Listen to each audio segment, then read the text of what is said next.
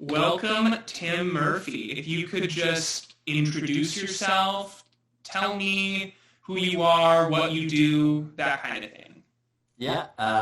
Tim Murphy from Ottawa, and I had a couple. I always did theater in middle school, high school, but then I did a bachelor in accounting, and then I did a master's in sports psychology, which I ended up working or interviewing actors and applying sports psychology methodology there. And I remember interviewing an actor and thinking I'd rather be on that side of the chair, being an actor. Once I got my B.Ed teaching degree, then I finally, I'd always been doing it, but never studied it. So then that's when I went to Canadore in the inaugural program in 2005. Yeah, when it was a 2-year program.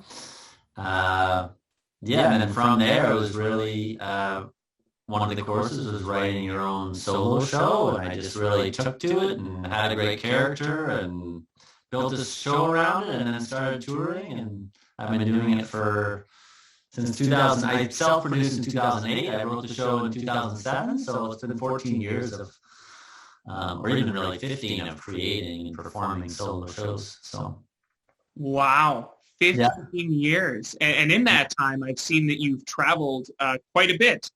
Where did your artistic journey begin? Which, I mean, I would assume would be Canadore. And how did you end up located where you are now? It's started in Canadore, and then I was taught overseas, so I always had summers home in Ottawa. But it worked out really well because I'd have 2-3 months off in the summer. I taught in Malaysia and Kuwait, and then so that allowed me to tour every summer but one. For several years, I did 2 or 3 festivals across Canada. I did New York City. And then when I moved back, I was in Toronto for a while, and now I'm back in Ottawa. So I have a full-time job, but my job's work from home. It always has been the past 5 years. So I could go to Edmonton or Orlando or London, Ontario, and take a few days off or take a half day and do a tech and then perform at night. So that was a nice thing. I was lucky with the teaching job I had and the job now that I could travel and not, still have my full-time job, but then do it, still perform, 4, 6, 8 weeks in the year or longer. Yeah. Right. So a lot of traveling, a lot of performing. And I read that you've performed at over 20 Fringe festivals and that it's been your primary platform for debuting and continuing to share your work. How has that experience influenced your career? What were the rewards? What were the pitfalls? So many rewards to Fringe. It's especially when you're starting out, you have a built-in audience and controlled costs. I mean, it can be so expensive to self-produce and not know who's going to show up. You can lose money, but really, even if you get no one, zero, you might be out $800 and you have 10 days of seeing as many shows as you want, making dozens of friends and partying. So really you're not out anything, and you can bill it at people's places. So, but then, with it, you have, there's all kinds of marketing. You get reviews. I mean, I remember my first ever Fringe was Toronto. It was a Friday night, and I had 70 people show up, and no one knew who I was. And then I had shows where not many people showed up, but then there were reviews. I had a review the first night, a great review, and an audience. So then I was kind of set from then on, and that was my first ever, or I guess I did Ottawa, but then Toronto was my second or my first out of town. It's Fringe. Especially, and the nice thing is most of it's lottery, so you don't have to have any experience. It's all your own work if you want it to be, which I highly recommend. So to have that creative autonomy, and then the community you build. I'm in touch with friends that I've been with from the beginning, and I still am, and doing some collaboration with them. So I highly recommend. Yeah. Can you tell me a little bit about the kind of work that you put up and what projects you're currently working on right now? Yeah, so I've always done solo shows. Some of it was just being away and not being with anyone, like in Kuwait or Malaysia. And also it just sort of gave me the autonomy to do what I wanted to do. So there's 4 shows. My first 2 were more play, like drama comedies. The last 2 were storytelling. but they're all have some hint or hue or clear discussion about mental health, but in a very non-linear way, approachable way, comedic way. That's always been a through line for me. And I found it's always resonate with audience when you present it in a, not over your, hitting you on the top of the head with it, just a very approachable way. It's a wide variety. I've written about a show set in a restaurant. I've written about a teacher who got arrested for smuggling alcohol or bootlegging alcohol in Kuwait, about a 10-day meditation retreat. A wide range, but it's always, there's through lines of connection, speaking your mind, being vulnerable, relationships, and then the mental health side as well. Can you tell me a little bit about the process of adapting your one-man show, Kuwaiti Moonshine, into a book, and tell me a little bit about what that's been like? Yeah, it's been a challenge. It's been an undertaking. It hasn't gone as quickly as I hoped, but a lot of it's taking the medium of presenting on stage and all the dramatic effects and everything else that goes in effect, but then to putting into into words. I've somewhat created because I use so much music, and there's music in a lot of my show. That's another key component. So I've somewhat now just teasing out a sort of an ebook style with links to videos, maps of Kuwait, songs that are, there's what's a song somewhere out there from, I don't know if you know that song from the 80s, but it runs through the play. So it's sort of adapting that is how I can make it a bit more actually multimedia is what I'm looking at too in that respect. And then it's finding the voice of sort of, which I'm still the point of view, which I'm still working through. But the writing a novel, I have a tendency to write way too much. And in Fringe, they have to be an hour long. Most of the shows. So that's been nice where I can expand by novel versus the constraints of having an audience and only 60 minutes to be with them. So that's been nice. Yeah. Do you think you'll be adapting any of your other works in the future?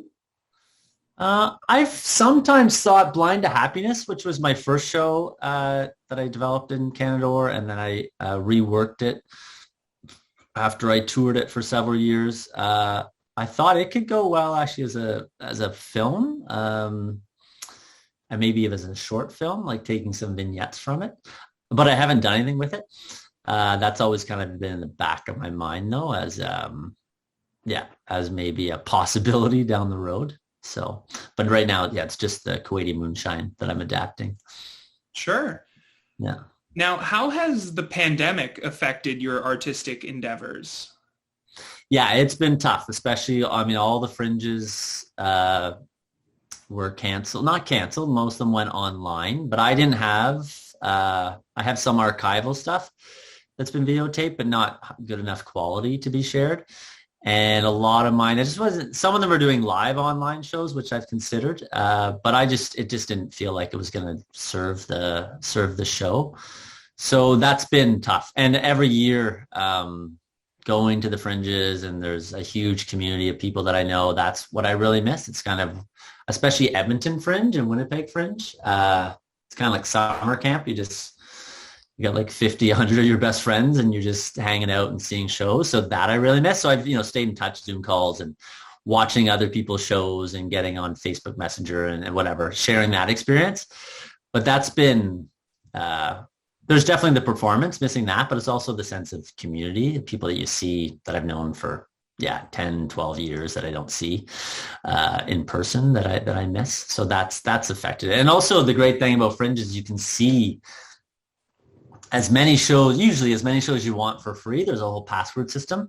So it's that generates new ideas, just seeing what people are doing. That helps also with the creative juices. And then meeting every year, you meet new people as well. So that whole part I miss for sure. Yeah, 100%. There's definitely a lot to miss being in the pandemic right now. Yeah. If you had to synopsize the art that you create in 3 words, what would those 3 words be? Yeah, I actually prepared some answers. Let me just pull them up. Where is it here? 1 second. No problem. It's just a couple words, but yeah. So, and actually it kind of came from a review, but it's sort of encapsulated. So, funny, touching, and thought-provoking. So yeah, really humor is so important. And then that allows you, once you tap into that, to then go the other way, sort of tapping into, our more core emotions, or more vulnerable. And also a lot, just with my academic background, I try and bring in some positive psychology, or some thought-provoking aspects that way. So those would be the three that if I could describe it. So one review was, what was it? Smart, dark, hilarious. So I like that one too. But any of those work. So those are some good combinations of yeah, it's a nice. Yeah. So you've written over 400 poems and have collected 20 of them for your book, The Circus is Falling. When did you start writing poetry, and how has poetry influenced who you are as an artist? Yeah, I mean, I think I like a lot of probably like-minded souls. Teenage started the poems, whether it was the first breakup or something didn't go right, as a way to express myself. And then I definitely branched away from that. Yeah, I mean, to me, it was several things, like reading, and Jack Kerouac's not, I mean, he's a novelist, but I find his work very poetic, and Al Purdy, a Canadian poet, both, I find their work very accessible, especially Al Purdy. It's just very, especially when it comes to poetry, I just find his work very accessible. Anyone can read it, and it's not pretentious at all. It's just telling the story, the emotions. And I really wrote a lot. It was a summer, it was fourth year university. I was writing like a poem a day. And there was one poem I wrote that I really liked, and I submitted it when I was at Canadore to a contest. It did well, and I wanted that to be in Blind to Happiness. And so from it, I created a character. That one poem became the centerpiece of how can I actually make this work instead of just dropping it in. And so that actually helped create this third character, who was a poet, but he was kind of more the heart of the show. And he was struggling in a relationship. So it was having one poem out of the hundreds I wrote that I really wanted to share, and then letting the brain work, sort of, how can this fit in? How can it inform the characters? And then that really was a key. It was actually Rod and another guest actor who said, you should really flesh out this character more with this poem. And then that really got me thinking. So it really helped, that one poem in particular. It's amazing where if you can have something, even you just save it, it's amazing. Or to say that you have something you come back to, and all of a sudden you can find out where it can fit into whatever you're working on. So I think any writing you do is just so important to get it out on paper and keep it, because and I've taken some poems and then adapted them or added them in somewhere into a show, like even if it's, a few lines or something, there's always something there. Or at least if it's bad, you get it out of your system and then you can move on to something else. So, yeah. Right. As long as it's in your head, get it down on paper. Yeah. Write it all down. Yeah. Absolutely. Exactly. So you've performed all over, plenty of festivals, for tons of people. Is there an audience response that sticks out to you after all this time? Yeah, there's definitely been some individual ones where people have been crying after. They've had mental health, or family members have mental health. There's a few that I've stayed in touch with, actually, that I'm now good friends with. But the one it was at the Winnipeg Fringe, and it was in a mall, Portage Place. The theater was in a mall, two separate theaters. And about 35 minutes in, it was just sort of starting to somewhat culminate or resolve itself, and the fire alarm went off in the mall. And during the tech run, the technician said, listen, you'll hear a beep, it never happens, but we have to leave if it does. Sure enough, had to leave. But 4 people came up to me, they said, and I had a good sized audience, maybe 60 people, and they said, listen, we want to see the end of the show. I said, well, we can't, like, fire alarm, another show starts, so I don't know, you can't get a refund, just policies. Maybe you see it again. And they said, no, we want to see it. Is there any way you could do it outside? And in my head, I said, that's impossible. But it was daylight. And so I grabbed some props and my costume, and I took and then more people asked me, and I didn't think so. And I took the escalator down, and there were 40 people waiting for me. They all said, we heard you're going to do it outside. So I went outside in the back of the mall, and I finished the show outside. And the technician was there. He was helping me. Anyway, it was quite the experience. And somehow it worked because my shows are pretty low tech. So yeah, that was a pretty special experience that 40 people wanted to stick around and stay out at the back of a mall.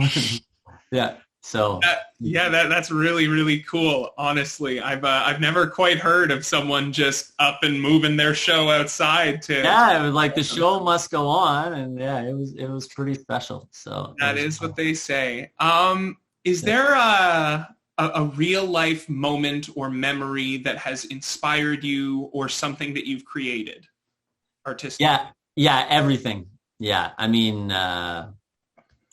Like the first character I created at Canadore, which inspired the play, was a character study of a dishwasher. A lot of my shows involve relationships, so they're, based on the struggles and joys of those, whether it be, a significant other or my parents, my brother, my sister, and even I finished and was performing Blind to Happiness for years. And I knew I'm like, okay, I got to move on and I got to write a second show. And I was teaching in Kuwait.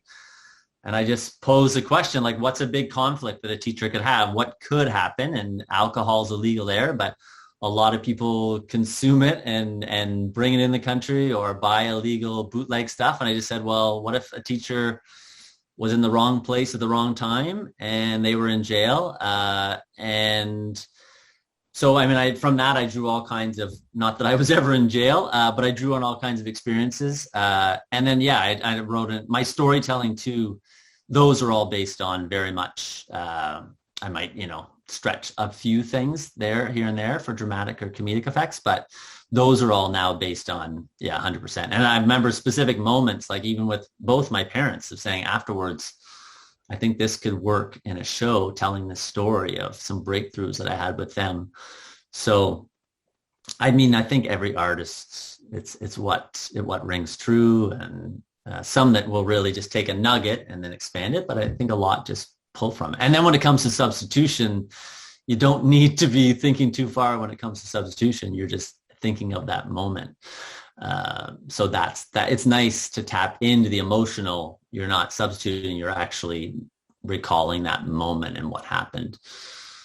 On the topic, I guess, of very memorable moments, what is your funniest backstage story? Yeah, I saw that. So backstage, because I'm a solo performer, so I'd be on stage 60 minutes straight. So I don't have any backstage, but there was one where in Blind to Happiness, where I purposely I'm the character's talking in the scene, but all of a sudden he's talking to his dad and he stops vocalizing, but he's just mouthing the words. And you find out why. It's because the dad fell asleep and he couldn't hear it. But it was it was in Edmonton. And it never happened before, where I'm just vocalizing, or not vocalizing, I'm just mouthing the words. And this guy yells out, "We can't hear you." and I was just like, and I continue. But then when I came back into the moment with my dad, I was like, yeah, you were talking in your sleep. You said something rude, like you couldn't hear me.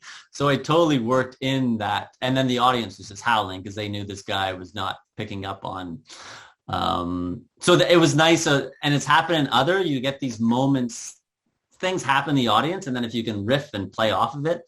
I had a train go through in Wakefield Fringe Festival. Like a train went by, literally by the Gatineau River. And I incorporated that into the show. Even when the fire alarm went off, I somehow was saying there were aliens landing because they were beeping, but then I had to cut that because it was an actual fire. But it's fun, that's the most organic moments when, but that one particular moment. And then that actually really helped the show. And then it really sort of, after that, I had a really good run because there was a really good comedic moment, I think, word of mouth. So yeah, that's one moment that stood out, where it was sort of a gift that was given to me and I just kind of ran with it. Yeah. Yeah. The beauty of comedy, I suppose.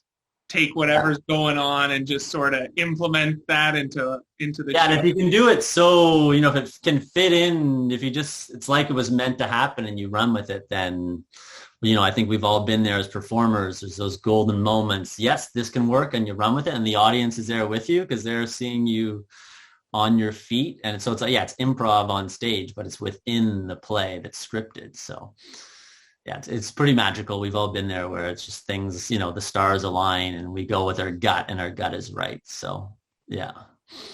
Yeah. Well, my last question for you today is, do you have any advice for any young people looking to get into the industry, looking to self-produce, that kind of thing? Yeah, the biggest advice, the best advice I ever got, I think it was Daniel Brooks. He's the director for McIver, Daniel McIver, is book a venue. And once you commit to booking a venue, you have an audience, you commit to the show that you've always wanted to write.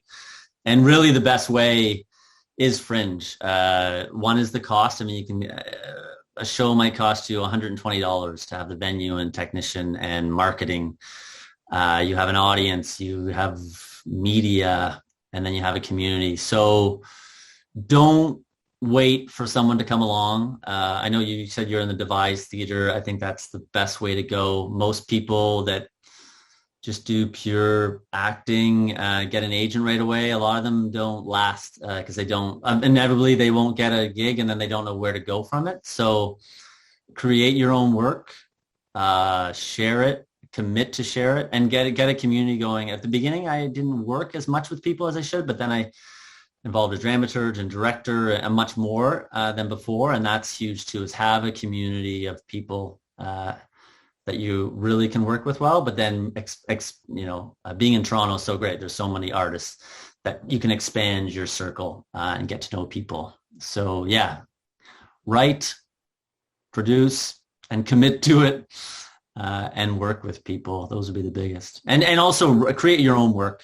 Do your own work. It's so rewarding. It's so much fun. I think you'll stick to it much more and you'll love it, or you'll be so much more proud of it. And it's your own voice. So you're not searching for something. It's going to be much more truthful, I think.